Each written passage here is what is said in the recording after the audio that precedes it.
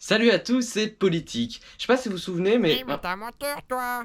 Quoi, moi? T'avais dit que t'allais sortir une vidéo toutes les 2 semaines. Je vais essayer de tenir un rythme de 2 vidéos par semaine. J'ai dit ça, moi? Non, je crois pas. Bref, je disais, je sais pas si vous vous souvenez, mais en 2005, bon moi absolument pas, car j'étais très jeune, mais Nicolas Sarkozy avait lâché cette phrase. Vous avez assez de cette bande de racailles.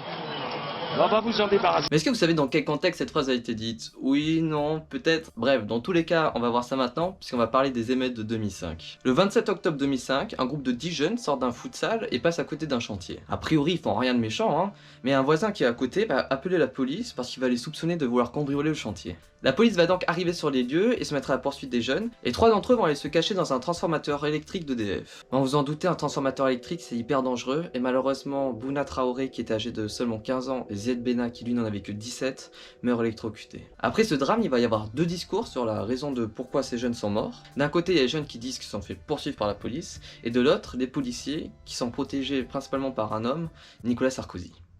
Il ne semble pas qu'ils aient été poursuivis à ce moment précis par la police. Ça veut dire qu'ils n'avaient pas de policiers juste derrière eux, même si c'était lié au contrôle de police précédent. Ces déclarations, ça va absolument pas convaincre une partie de la population, on parle quand même de la mort de 2 jeunes, et du coup cette colère elle va se transformer en manifestation, qui va elle-même se transformer en affrontement avec les policiers. Mais les choses vont encore plus s'envenimer parce que dans une manifestation, un lacrymogène va être tiré juste à côté d'une mosquée qui était remplie de fidèles, puisque c'était pendant le mois de Ramadan. Nicolas Sarkozy va encore une fois dédouaner la police et dire que c'était pas de leur faute. Je confirme que c'est bien une grenade lacrymogène qui est en dotation dans les compagnies d'intervention qui étaient sur place en Seine-Saint-Denis cette nuit-là. Ce qui ne veut pas dire que c'est un tir qui a été fait par un policier. Ça, c'est l'enquête qui le dira. Le fait de protéger les potentielles erreurs commises par la police, ça va encore plus crisper la population et ça va encore une fois mener à de nouvelles manifestations. Mais bon, pour l'instant, les manifestations restent à Clichy-sous-Bois.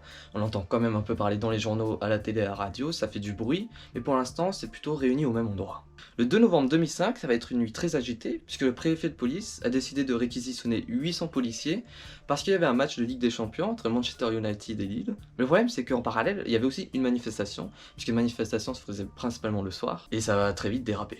Le poste de police du Galant va être occupé, des voitures vont brûler, bon ça c'est plutôt traditionnel dans les manifestations, mais là il va aussi y avoir des bâtiments qui vont brûler, comme des banques ou des gymnases. Et c'est principalement à ce moment-là que les politiques vont vraiment se mêler d'affaires. Enfin plus particulièrement 2 d'entre eux, et notamment le Premier ministre Dominique Villepin. Rien ne justifie de telles violences. Rien ne justifie de telles dégradations. Le gouvernement assurera l'ordre public. Il le fera avec la fermeté nécessaire. Le deuxième homme dans cette affaire qui va montrer une image vraiment ferme, c'est Nicolas Sarkozy, qui va d'ailleurs organiser une petite surprise en se rendant dans les rues d'Argenteuil à 23h, et c'est à ce moment-là qu'il va lâcher cette phrase si connue.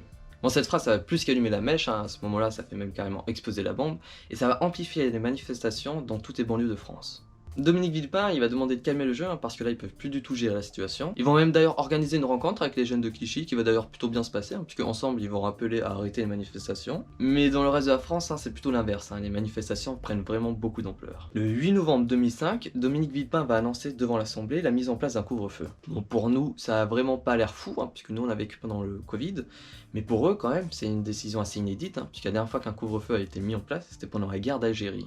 Mais bon, encore une fois, c'est la même chanson, ça va pas du tout calmer les choses, les manifestations continuent et il y a toujours des violences. Et quand je dis violence, je parle vraiment des deux côtés parce que c'est vraiment la première fois qu'on commence à filmer des bavures policières, puisque bon, on était en 2005, personne n'avait de bon téléphone, mais beaucoup de personnes avaient des caméscopes. Et du côté des manifestants, c'est pas non plus tout blanc, beaucoup de policiers ont été blessés et certains même très gravement. Nicolas Sarkozy, dans cette affaire, il veut vraiment montrer une image ferme et il a pas du tout l'intention de céder du terrain. Il va d'ailleurs mettre en place de nouvelles techniques pour éviter que des émeutes aient lieu. C'est d'ailleurs la première fois qu'il va y avoir une surveillance par hélicoptère. L'ambiance, elle est vraiment pesante, c'est clairement pas la guerre, mais bon, on compte quand même 11 000 voitures brûlées, des bâtiments brûlés, des blessés du côté des manifestants et des policiers. Et du coup, tout ça, ça va pousser le président Jacques Chirac à prendre la parole le 14 novembre 2005. Au fil des mesures imposées par le temps, les manifestations vont vraiment se calmer et les choses vont plus ou moins rentrer dans l'ordre. Mais bon, le calme, il aura vraiment été de courte durée, parce que à peine 3 semaines plus tard, Dominique Villepin va lancer la bataille pour l'emploi. En gros, c'est une loi qui vise l'égalité des chances, mais le problème c'est que dans cette loi, il y a le CPE, donc le contrat de première embauche, qui va pas du tout plaire à une grande partie de la gauche. Mais alors pourquoi il plaît pas à la gauche? C'est parce que la gauche l'accuse de vouloir faciliter le licenciement des employés. Du coup, ils ont absolument pas l'intention de voter la loi. Mais Dominique Villepin, lui, il est vraiment pas de cet avis, il veut absolument faire passer cette loi, quitte à utiliser le 49.3. Alors le 49.3 c'est quoi? C'est un article de la Constitution qui permet de faire passer une loi sans que le Parlement ait besoin de la voter, hein, puisque normalement pour faire passer une loi il faut que le Parlement la vote, et bien là on n'en avait absolument pas besoin. Bon vous en doutez, hein, cette option du coup elle est absolument pas démocratique et ça va pas plaire à une grande partie de la population qui va encore une fois aller manifester. Mais ces manifestations elles sont différentes, hein. Déjà premièrement les premières avaient surtout lieu en banlieue, hein, pas du tout en centre-ville, et deuxièmement c'est surtout des jeunes qui manifestent maintenant. En revanche il y a bien une chose qui va pas changer, ça va être les voitures qui crament. Les manifestations regroupent encore plus de monde que les précédentes. Le 7 mars, on compte même quasiment 1 million de personnes dans les rues. Comme j'ai dit avant, hein, c'est surtout les jeunes qui s'impliquent dans cette manifestation, notamment en organisant de nombreux blocus, dont celui de la Sorbonne. Là, ça va quand même marquer le coup, hein, puisqu'on parle de la Sorbonne, hein, une université très historique et surtout très prestigieuse. Mais encore une fois, ça va pas plaire au gouvernement, qui va même d'ailleurs ordonner une évacuation. Alors une petite guéguerre va commencer, hein, et certains étudiants qui avaient absolument pas l'intention de partir de la Sorbonne, c'était même barricadés dedans. Bon, en revanche, vous en doutez, hein, entre des policiers et des étudiants, ça va être les policiers qui vont gagner. Et une fois l'évacuation terminée, hein, la préfecture de police va prendre une décision inédite, c'est-à-dire qu'ils vont boucler le quartier de la Sorbonne, c'est une chose qui avait même pas été faite en 1968. L'évacuation de la Sorbonne, hein, ça va vraiment durcir l'image du gouvernement, hein, puisque cette fois-ci ils s'en prennent quand même à des étudiants, hein, certains étaient même mineurs. Et suite à ces décisions et au fil du temps, la majorité politique va peu à peu lâcher Villepin. Dominique Villepin va donc devoir renoncer à sa loi. J'ai pas trop parlé de ça, hein, mais pendant toute la crise, il y avait vraiment une guerre entre Dominique Villepin et Nicolas Sarkozy pour savoir qui va le mieux gérer cette crise. D'ailleurs, Nicolas Sarkozy avait même reçu les syndicats des étudiants pour dire qu'il était contre le CPE. Voilà, c'est la fin de la vidéo, j'espère encore une fois qu'elle vous a plu.